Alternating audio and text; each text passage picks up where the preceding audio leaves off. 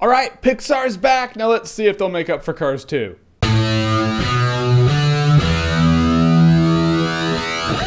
Brave. Now, Brave is the story of Princess Merida. She doesn't want to be ladylike. She's this really cool chick. She wants to sword fight and do archery like Legolas or Robin Hood or Link. So many archers out there. But the custom's like, no, you got to get married, act ladylike. But she's like, no, I don't want to get married. I want to change my fate. I want to do what I want to do. But the setup of this movie's really cool. You end up liking her. You're like, she's a complete badass. You like her weird little family. Billy Connolly is her dad, just the best. It's Billy Connolly. Is the old dude from Boondock Saints. How is he not ever the best? They got this cool backstory to the Four Kingdoms, and she's like, oh, I'm gonna go change my fate. So she goes to change her fate. And you think, okay, this is gonna be cool. There are so many ways to change your fate that have to do with magic, which this movie does, that it just blows your mind, and most of them are pretty cool. And then she does it. She changes her fate. And then you're just like, I've just smacked headfirst into a kid's movie. And that's the best I can describe it. The movie changes its entire vibe so fast that it goes from a Disney Pixar type movie, which is really cool setup. You're liking the characters. You're a full-grown adult going, I like these characters. This is cool. I can see where this is going. They're making up for Cars 2. You know, adults will like this. Kids will like this. Everyone's gonna be happy. Then you're like,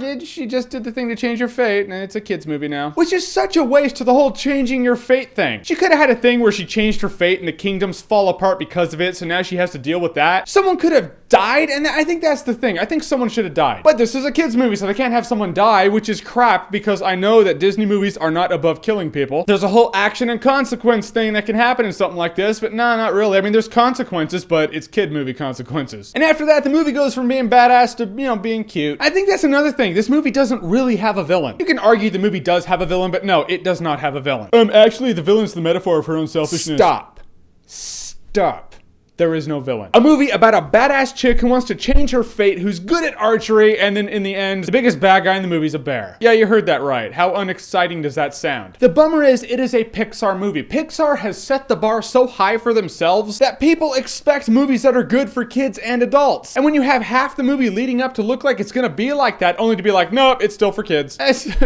What a bait and switch. In the end, I liked the main chick. She was cool. I like half the movie. I like the build up. But then when I get sucker punched with the bait and switch of a kid's movie that changes the entire vibe way too quickly, I can't say I like the entire movie, and it just kind of killed it for me. I will say it's a good time, no alcohol required, subtext if you're a kid. If you're an adult, it's okay, but you're not gonna remember it in T-minus a couple days. Yep, already forgot. She goes and gets this magic. She doesn't like the results, so she goes to get a refund. That's the movie. So your favorite heroine. Ever say a word and you're like, that doesn't sound right? Heroine's drugs. Your favorite hero chick, that's not a word, that's actually drugs. Who is she? Comment below, let me know. And as always, if you like what you've seen here and you want to see more, click right here to see more.